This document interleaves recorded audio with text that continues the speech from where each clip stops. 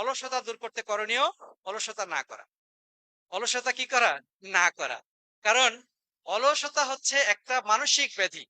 আপনি যদি আপনার মনের কথা অনুযায়ী চলেন, তাহলে কিন্তু মন আপনাকে না খাইয়ে মারবে। কার মন চায় পরিশ্রম করতে?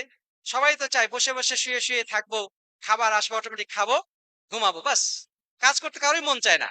ছাত্রদের পড়ালেখা করতে ইচ্ছা করে না। হ্যাঁ, একজন কৃষকের জমি খেতে চাষ করার ইচ্ছা করে না। তো আপনি মনের কথা শুনে যদি বসে থাকেন, তাহলে তো আপনার চাষাবাদ হবে না, আপনি সকল ক্ষেত্রে ব্যর্থতা পরিচয় দিবেন। তো মোট কথা, অলসতা দূর করানোর জন্য সর্বোত্তম এবং সঠিক যেটা করণীয় সেটা হচ্ছে অলসতা কি করা? না করা।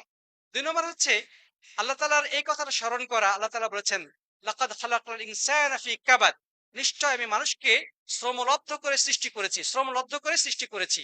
আল্লাহ তাআলা আরো বলেছেন, আন লাইসা লিল ইনসানি ইল্লা মা সাআ, যে আল্লাহ তাআলা মানুষকে তার শ্রমের উপরে ভিত্তি করেই তাকে দিয়ে থাকেন। সে যদি ভালো কিছু করে, সে যদি কর্ম করে, আল্লাহ কর্মের প্রতিদান দেন।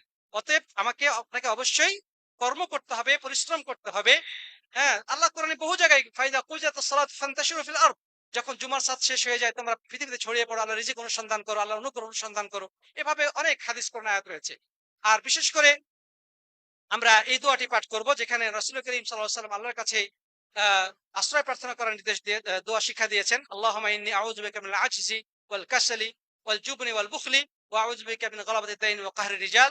যে হে আল্লাহর কাছে, হে আল্লাহ, আপনার কাছে আমি আশ্রয় প্রার্থনা করছি অক্ষমতা থেকে, অলসতা থেকে, কৃপণতা, আপনার আহ, আপনার ভীতু বা দুর্বলতা, যেটা বলা হয় আজজি ওয়াল কাসাল ওয়াল জুবনি ওয়াল বুখল, কাপুরুষতা থেকে, কৃপণতা থেকে।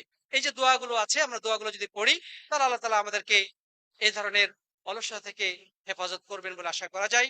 আল্লাহ তাআলা তৌফিক দান করুন। আল্লাহুম্মা আমিন।